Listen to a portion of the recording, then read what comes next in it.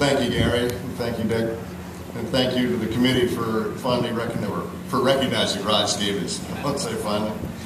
He had always certainly had something special going there. Olin designed the boats, and he made it work. He certainly was the man that tuned everything and came down. Jory Hinman just the other day was saying, you know, the American Eagle, when I was on the bow, we really thought we had things going pretty well. And then Rod came down and got on Constellation. That was the end of it.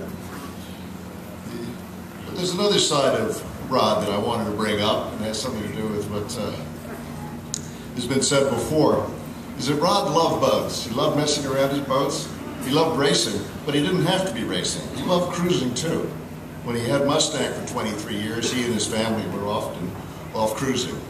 Many of the stories that I hear from other people about cruising in the 50s and 60s also often include stories about Rod happening to be in the harbor. Perhaps the most amazing one of these cruises he took was not the summer of 1931, which Gary just mentioned, but the summer of 1933, when he decided he wanted to take Dorade in the Fastnet again. But there was no transatlantic race, so he got 4 friends together and they sailed to Europe. Of course, in his 6-meter times, racing 6 meters, he'd run across some Norwegian people and he thought they were fun. So they sailed to Norway first. After being in Norway for a little while, experiencing Midsummer's Night Eve, they sailed down to Cowes and won the Fastnet.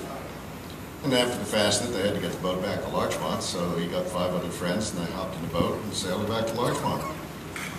Having covered some, they got back there, it took them 26 days to come home.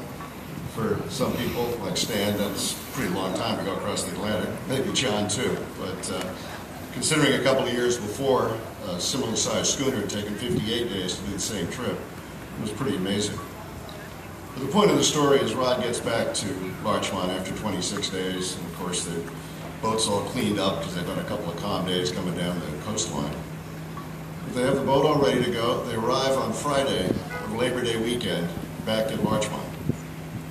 So everybody cleans up the boat, packs up their gear, and off they go. Of course, except for Rod, he likes to be on boats. And it was Friday of Labor Day weekend. And the Stamford Vineyard race, 260 miles out of the tower and back, started that night. So he ran over to Stamford and got on a boat and won the race. So he loved to be on boats. And I think if there's something outside of all the things he wrote in his book about how to make a boat go and how to make a boat fast and how to make it work, was the fact that we should pass on that sailing is fun. Mr. Toad was right. There's nothing quite so much fun as messing around in boats.